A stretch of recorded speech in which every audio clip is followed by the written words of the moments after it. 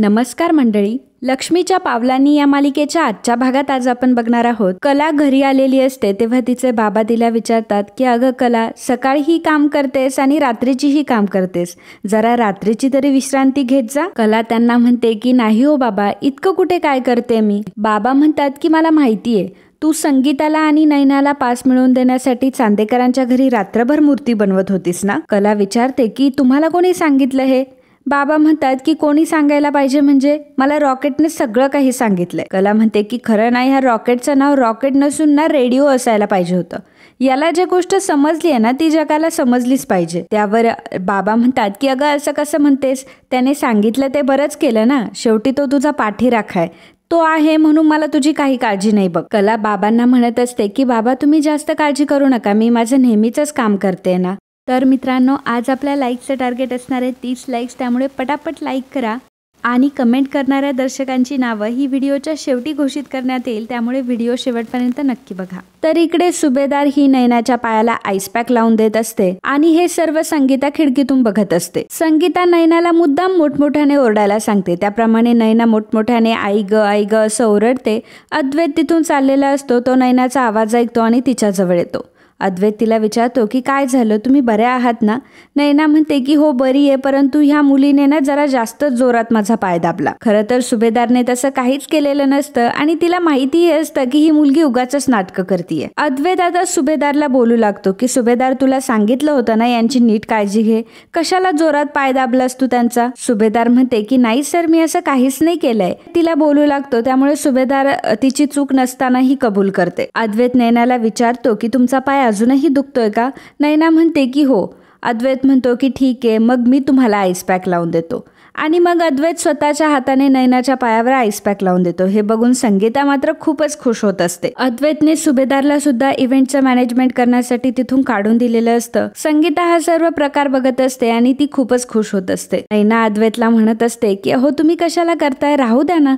अद्वैत म्हणतो की नाही, तुम्ही आता चांदेकरांच्या गेस्ट आहे ना, मग आता तुमची सगळी जबाबदारी ही माझी, तुम्ही आता काहीच काळजी करू नका, इथे तुम्हाला काहीच कमी पडणार नाही. संगीता मनोमन म्हणत असते की माझ्या नयनीला तर हिरा सापडलाय. नयना ही फुकटच ओरडत असते, त्यामुळे अद्वैतला वाटत असतं की तिचं खरंच खूप दुखतंय.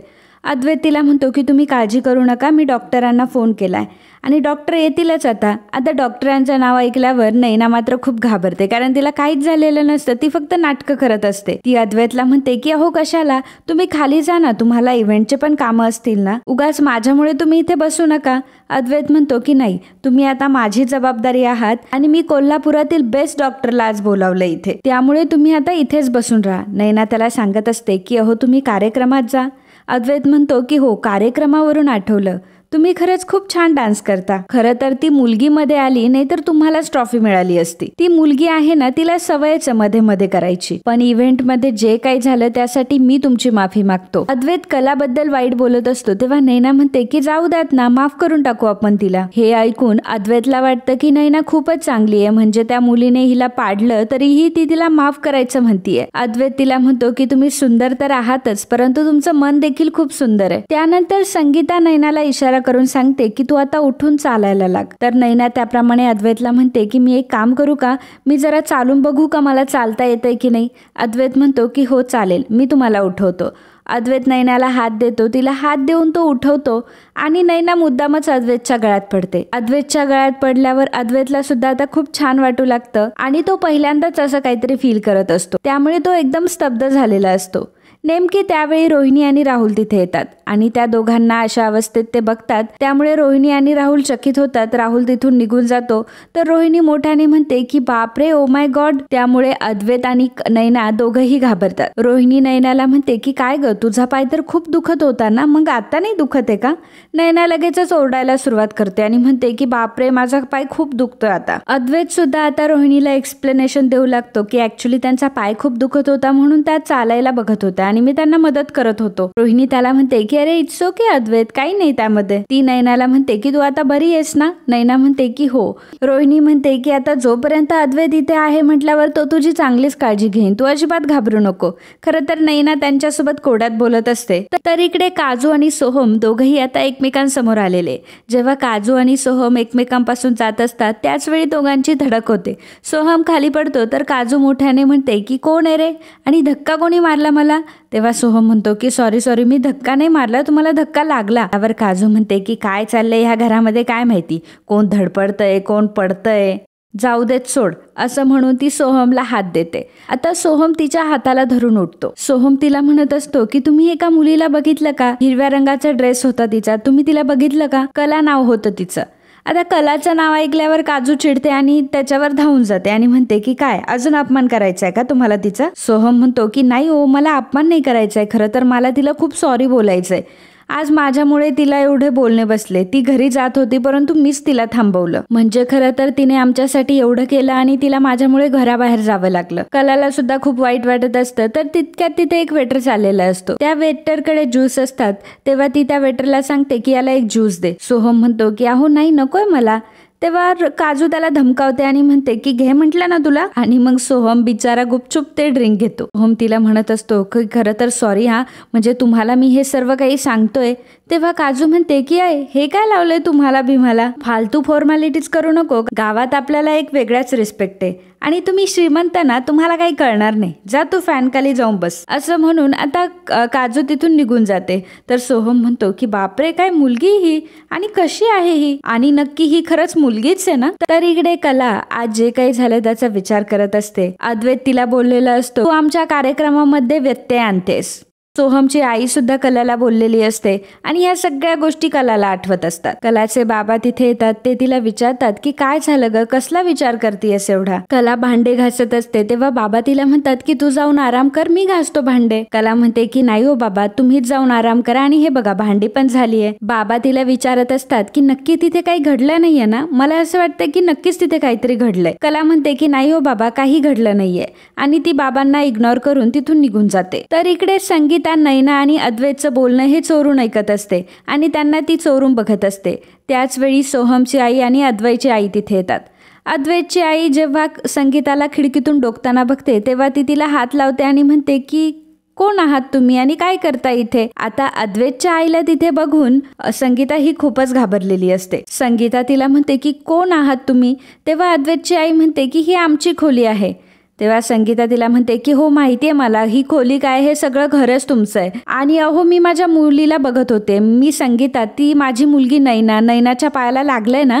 तेव्हा अद्वैतची आई विचारते की एक मिनिट, कोण नैना आणि कोणाच्या पायाला लागलंय? तर संगीता तिला सांगू लागते की जेव्हा डान्स करत होती तेव्हा एक मुलगी खाली पडली होती ना, ती माझी मुलगी नैना आहे. अद्वैतची आई म्हणते की अच्छा, म्हणजे तुम्ही त्यांची आई आहात तर. आणि मग नैनाला बघण्यासाठी आता त्या तिघीही तिथून जातात. अद्वैत नैनाचे पाय दाबत असतो आणि त्याच वेळी अद्वैतची आई हे बघते.